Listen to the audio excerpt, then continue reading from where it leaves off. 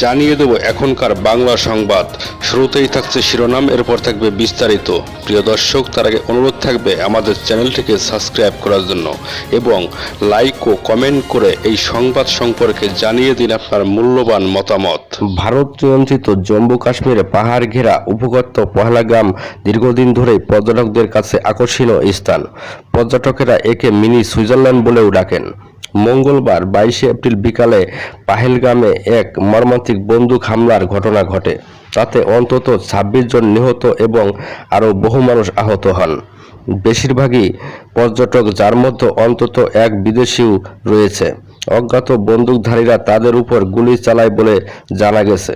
এটি 2019 সালের পর কাশ্মীরের সবচেয়ে প্রাণঘাতী হামলার ঘটনা বলে বিবেচিত হচ্ছে।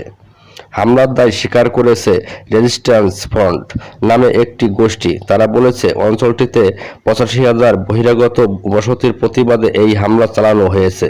তবে ভারতের পুলিশের দাবি, ভারতীয় শাসন বিরোধী সন্ত্রাসীরা এই হামলার পিছনে রয়েছে।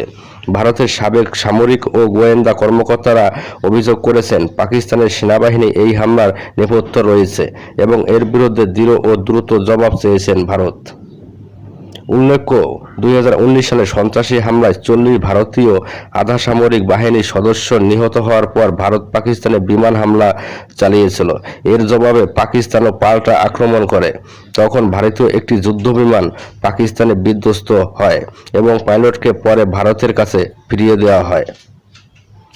ভারত পাকিস্তান দ্বন্দ্ব কাশ্মীরে পরিস্থিতি স্থিতিশীল বলে ভারত সরকার যে দাবি করে আসছিল, এই হামলা সেটিকে বড় ধরনের ধাক্কা দিল। 1989 সাল থেকে শুরু হওয়া ভারত বিরোধী সশস্ত্র বিদ্রোহে এ পর্যন্ত কয়েক হাজার মানুষ নিহত হয়েছেন।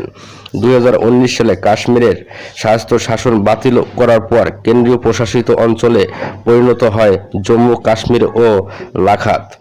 এই সিদ্ধান্তের ফলে বহিরাগতরা এলাকায় জমি কেনা ও চাকরি পাওয়ার সুযোগ পেয়েছে, বেড়েছে পর্যটন ও তবে পাকিস্তানের সঙ্গে সম্পর্কের চরম অবনতি ঘটে। সম্প্রতি এক ভাষণে পাকিস্তানের সেনাপ্রধান জেনারেল ওয়াসিম মুনির কাশ্মীরকে ইসলামাবাদের সিরার সঙ্গে তুলনা করেন। তিনি বলেন, আমরা কাশ্মীরের কথা ভুলব না এবং আমাদের কাশ্মীরি ভাইদের ন্যায়সঙ্গত সংগ্রাম থেকে মুখ ফিরিয়ে নেব না। ভারতের সাবেক নিরাপত্তা বিশ্লেষকরা মনে করেন, মার্কিন ভাইস প্রেসিডেন্ট জেডি ভ্যান্স ও ভারতীয় প্রধানমন্ত্রী নরেন্দ্র মোদীর বিদেশ সফরের সময় এই হামলা চালানো হয়েছে আন্তর্জাতিক নজর কাড়ার জন্য এবং কাশ্মীরে পর্যন্ত খাতকে ক্ষতিগ্রস্ত করার জন্য। কয়েক সপ্তাহের মধ্যে এখানে একটি বড় হিন্দু তীর্থযাত্রা অনুষ্ঠিত হওয়ার কথা রয়েছে। 2024 সালে জুনে হিন্দু তীর্থযাত্রীদের বহনকারী একটি বাস পাহাড়ি গিরিখাতে পড়ে গেলে 9 জন নিহত হন। সেই ঘটনাকে সন্ত্রাসী হামলা বলে দাবি তোলা হয় এবং সে সময় ভারত ব্যাপক নিরাপত্তা অভিযান চালায়। এবারে ঘটনার পর আরও কঠোর পদক্ষেপের জন্য জনমত তৈরি হচ্ছে।